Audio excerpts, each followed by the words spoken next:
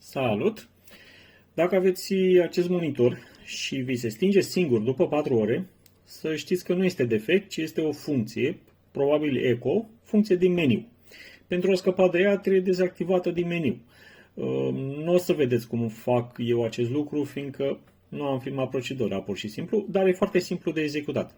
Deci, intrăm în meniu cu ajutorul butonului multifuncțional de pe spatele monitorului din partea dreaptă, adică partea opusă mufelor de conexiune. Apăsăm pe el scurt, dar scurt trebuie să apăsați pe el. Dacă apăsați lung, se va stinge monitorul. Apare meniul pe monitor în colțul din dreapta jos.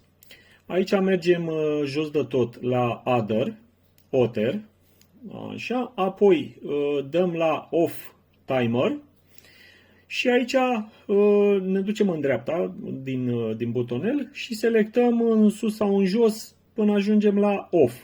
Acolo dăm un singur click și apoi apăsăm în stânga și o singură dată apăsăm în stânga și ne asigurăm că în dreptul lui Off Timer este acum trecută valoarea Off, nu valoarea 4H, adică 4 ore. Și cam asta e. Mai apăsați de 2 ori butonul la stânga ca să iasă de tot din meniu și asta e toată chestia. De aici este problema, e o setare din fabrică, așa a venit monitorul cu ea. Cam atât. Mulțumesc frumos pentru vizionare. Pa, pa!